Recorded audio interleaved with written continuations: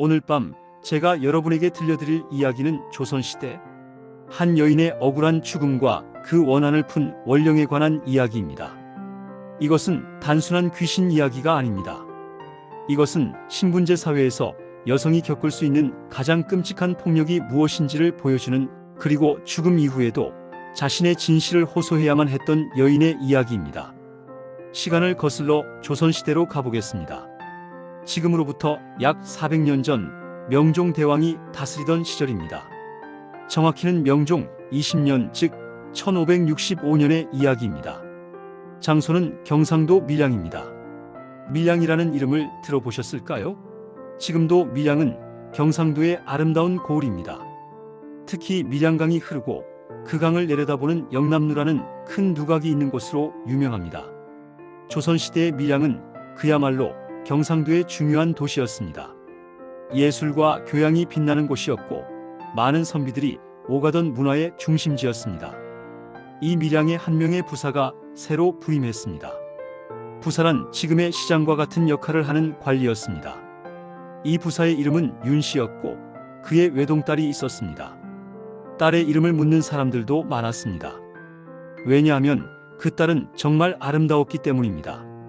사람들은 그녀를 아랑이라고 불렀습니다. 아랑이라는 이름은 본래 이름이 아니라 별명인데 그것만으로도 이 여인이 얼마나 특별한 존재였는지 알 수 있습니다. 아랑은 양반 가문의 딸로서 누릴 수 있는 모든 것을 누렸습니다. 좋은 교육을 받았고 여인으로서 갖춰야 할 모든 예의와 지식을 배웠습니다. 하지만 그녀는 집 밖으로 자유롭게 나갈 수는 없었습니다. 신분제 사회에서 상류 가문의 여성은 행동이 제한되었습니다.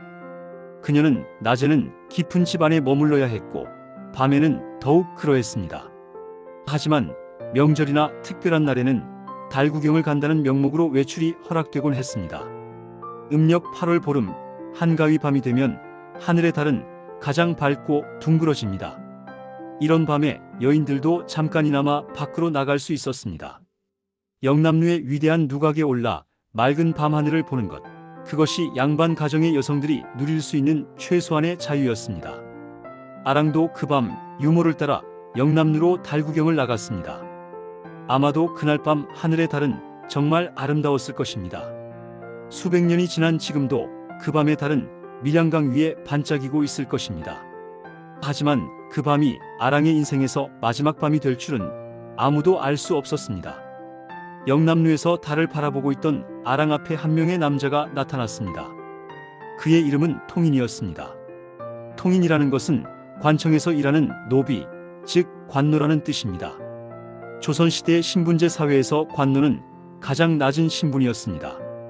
양반의 종이었던 산호비도 있었지만 관노는 국가에 속한 종이었고 그래서 더욱 천하다고 취급받았습니다.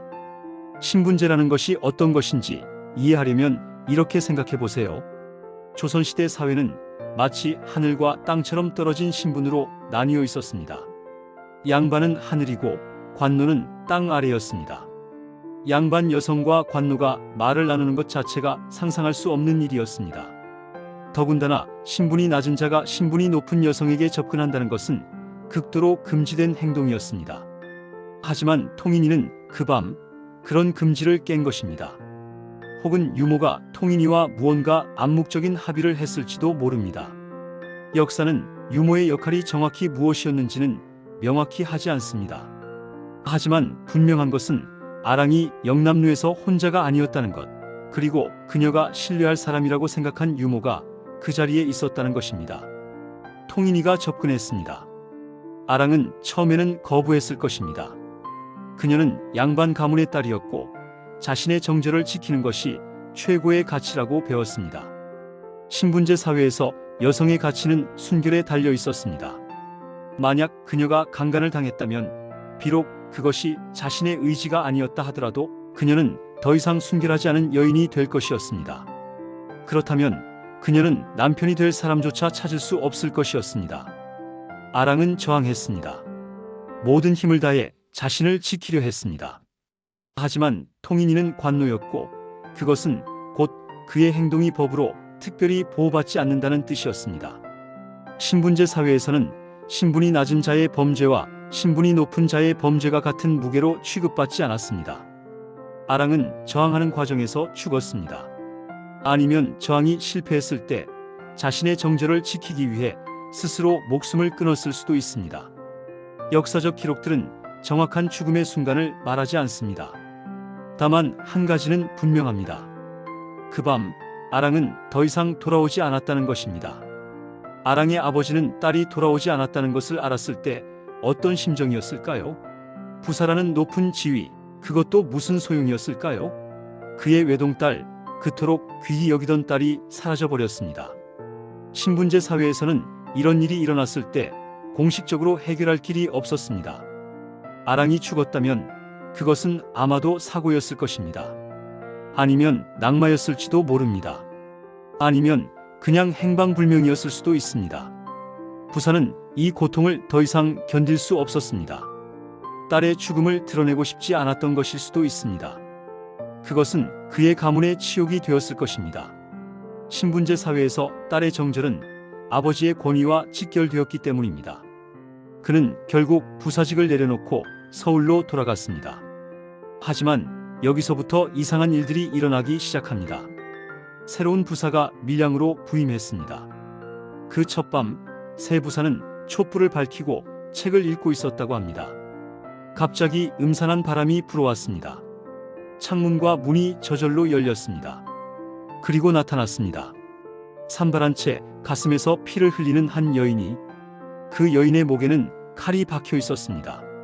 죽어서도 여전히 그 칼을 목에 꽂은 채로 나타난 것입니다. 그것이 바로 아랑의 원령이었습니다. 신분제 사회에서는 죽음도 평등하지 않았나 봅니다. 아랑은 죽었지만 그녀의 죽음은 누구도 기록하지 않았습니다. 그녀의 죽음의 진실은 아무도 알려고 하지 않았습니다. 그래서 그녀는 원령이 되어 나타났습니다. 죽음도 그녀에게 속함이 아니라 더 큰 고통으로 변했습니다. 아랑의 원령은 그 새 부사에게 자신의 이야기를 했습니다. 자신이 누구인지, 어떻게 죽었는지, 누가 자신을 죽였는지를. 그리고 부사는 겁에 질려 그 밤을 견디지 못했습니다. 이런 일이 반복되었습니다. 새로운 부사가 부임할 때마다 그 첫밤에 아랑의 원령이 나타났습니다. 그리고 모든 부사들이 두려움으로 인해 기절하거나 죽었습니다. 나라의 조정은 당혹했습니다. 누가 밀양의 부사가 되려 하겠습니까? 모두가 그곳을 피했습니다. 결국 조정에서는 자원자를 모았습니다. 용감한 사람, 귀신 따위는 두렵지 않다고 생각하는 사람을 말입니다. 그리고 마침내 한 명의 부사가 나타났습니다. 그 부사의 이름은 전해지지 않았습니다. 다만 그는 담대한 사람이었다고 기록되어 있습니다. 그 밤 새 부사는 영남루의 아래 다리 건너편에서 두려움 없이 밀양의 관아에 머물렀습니다. 촛불을 밝히고 책을 읽었습니다. 음산한 바람이 불어왔습니다. 문이 열렸습니다. 그리고 아랑의 원령이 나타났습니다. 하지만 이 부사는 도망치지 않았습니다. 그는 아랑의 원령의 말을 들었습니다. 그녀의 원한을 들었습니다. 그녀의 이야기를 들었습니다. 그리고 원령이 말한 범인의 이름, 통인이의 이름을 기억했습니다. 다음 날 그 부사는 명령을 내렸습니다. 통인이를 잡아오라고. 통인이는 잡혔습니다. 그리고 신문을 받았습니다. 그는 아랑을 죽였다는 것을 자백했습니다. 신분제 사회에서도 양반 여성의 죽음은 결국 살인 사건이었으니까요. 통인이는 처형되었습니다. 죽음으로 자신의 죄에 대한 대가를 치렀습니다. 그리고 그 이후로는 신기한 일이 더 이상 일어나지 않았습니다. 새로운 부사가 부임해도 아랑의 원령은 나타나지 않았습니다. 더 이상 밤의 공포도 부사들의 죽음도 없었습니다. 아랑의 원한은 풀렸습니다. 여러분, 이것은 단순한 귀신 이야기입니다. 하지만 이 이야기 속에는 조선시대 신분제 사회의 모든 모순이 담겨 있습니다. 첫째, 여성의 몸은 자신의 것이 아니었습니다. 그것은 아버지의 것이었고, 남편의 것이었고, 사회의 것이었습니다. 아랑도 마찬가지였습니다.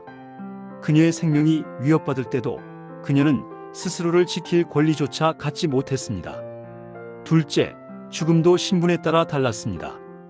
양반딸의 죽음은 비밀이어야 했고 그 진실은 감춰져야 했습니다. 하지만 아랑은 죽어서도 진실을 말해야 했습니다. 왜냐하면 살아있을 때 아무도 들으려 하지 않았기 때문입니다.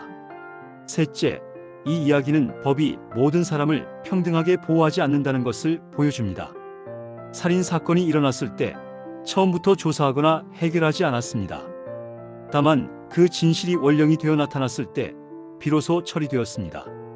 아랑은 죽음 이후에야 비로소 자신의 말을 들을 수 있는 누군가를 만났습니다.